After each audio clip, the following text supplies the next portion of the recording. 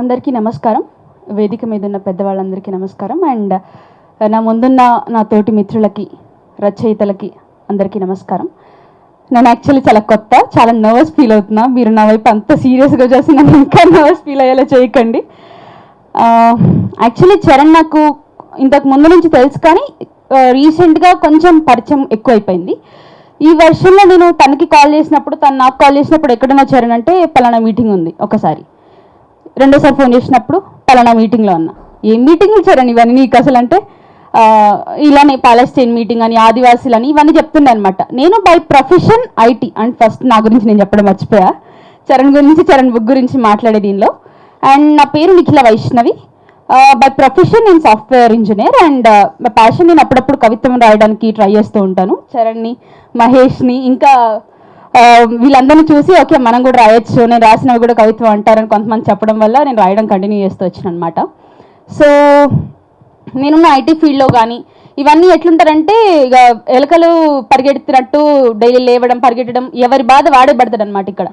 ఇవన్నీ చూసి అసలు పక్కనుడి గురించి ఆలోచించే టైం ఉంటుందారా బాబు అనుకునేది. తర్వాత చరణ్ లాంటి వాళ్ళని చూసి ఆహా ఉన్నారు, బతికే ఉన్నారు ఈ లోకంలో ఇట్లాంటి వాళ్ళు అని ఫీల్ అయినా ఫస్ట్ ఆఫ్ ఆల్ నేను.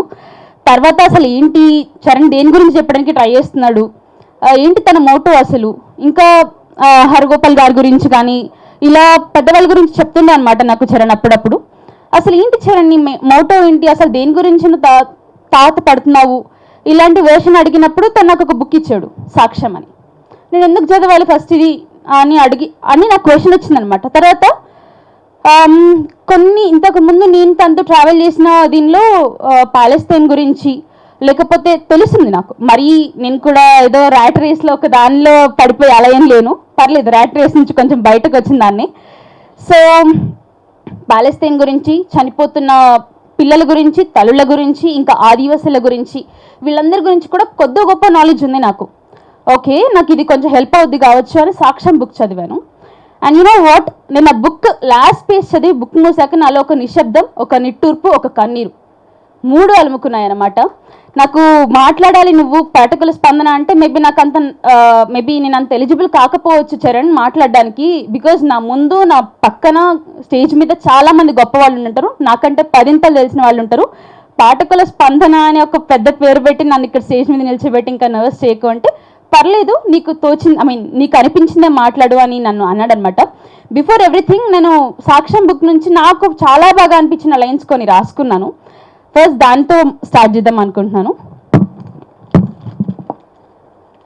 ఫస్ట్ చరణ్ యుద్ధం దాన్ని ఎలా రాశాడంటే, అమ్మని తలుచుకుంటూ ఏడుస్తున్న పిల్లవాడి ఎక్కిళ్ల మధ్యన ఉంది యుద్ధం, పిల్లలను వెతకడానికి పరుగు తీసిన తల్లి గుండె సడిలో దాగి ఉంది యుద్ధం. ఇక్కడ యుద్ధం కేవలం వార్త కాదు, నిత్య జీవితంలో భాగం అని రాశాడనమాట. ఓకే, యుద్ధం అంటే ఇదే కావచ్చు. మనం కత్తులు కటార్లు పట్టుకొని పెద్ద రక్తపాతాలు, లీటర్లు రక్తం పోవడం, లేకపోతే ఇంకేదో కాదు, అదొక్కటే కాదు యుద్ధం అంటే. చెప్పారు కదా ప్రేమలు చెరిపోయడం కూడా యుద్ధమే అనేసి. సో యుద్ధం చరణ్ పరంగా ఇదేనేమో అనేసి అది కూడా నన్ను బాగా కదిలించింది. ఇంకొక లైన్ చూసుకున్నట్లయితే, సంపూర్ణ జీవం లేని, సంపూర్ణ మరణం లేని బూడిద నిండిన ఈ బాల్యం అసలే వద్దు. నిజంగానే చాలామంది చిన్నపిల్లలు చనిపోతున్నారు. మనకి ఎవరు ఇచ్చారు రైట్? ఒక చిన్న పిల్లల్ని వాళ్ళొక్కళ్ళే చనిపోవడం కాదు, తన కలల్ని, తన ప్రేమల్ని, తన తల్లిదండ్రుల నుంచి కూడా దూరం చేసి ఎవరిచ్చారు మనకు ఆ రైట్? ఒక ప్రాణిని చంపేయడం అనే రైట్ ఎవరి ఇవ్వకపోయినా మనందరికీ మనమే తీసుకొని హక్కుగా ప్రకటించుకొని దాన్ని ఒక ప్రౌడ్ మూమెంట్గా మనం సెలబ్రేట్ చేసుకుంటున్నారన్నమాట. ఏదైతే అమెరికా కానీ ఈ కంట్రీస్ ఉన్నాయో, అంటే చావుని కూడా సెలబ్రేట్ చేసుకునే రోజుల్లో మనం బ్రతుకుతున్నాం కావచ్చు. హఠాత్తుగా మాయం కావడం కాదు, ఇక్కడ మిస్సింగ్ అంటే హత్య కావడం, అంతే కదా. హత్య చేయడం, మిస్సింగ్ అని కేసు రాయడం వాళ్ళ చేతిలో పనే కదా.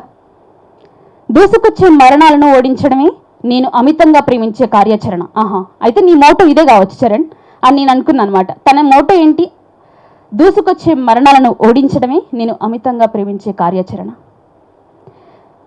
నా చూపులు మంటలో చితికిపోయి నక్షత్రాల మీదకి చేరిపోయాక కూడా నాకు ఇంకా కనిపిస్తున్న రంగేంటంటే, యుద్ధానికి బయట కొందరు మౌనాల యుద్ధం. నా చూపులు మంటలో చితికిపోయి నక్షత్రాల మీదకి చేరిపోయాక కూడా నాకు ఇంకా కనిపిస్తున్న రంగేమిటంటే, యుద్ధానికి బయట కొందరి మౌనాల రంగు. అంతే కదా. సో ఇలాంటి లైన్స్ కూడా నన్ను చాలా బాగా కదిలించాయి అనమాట. As a beginner like thank you. And as a beginner నేను ఎప్పుడైతే దీనిలోకి సమాజం మీద రెస్పాండ్ అవ్వాలి లేకపోతే ఆలోచించాలి అన్న వర్షంలో అన్నప్పుడు సాక్ష్యం అనే బుక్ ఒక గ్రేట్ ఇన్స్పిరేషన్ లేకపోతే ఒక ఆలోచనను రేకెత్తించే బుక్గా అండ్ ఆలోచన రేకెత్తించే మాటలుగా ఉంటాయి. Thanks for like writing this book and taking in front of us. Thank you very much for the book, Charan, and I hope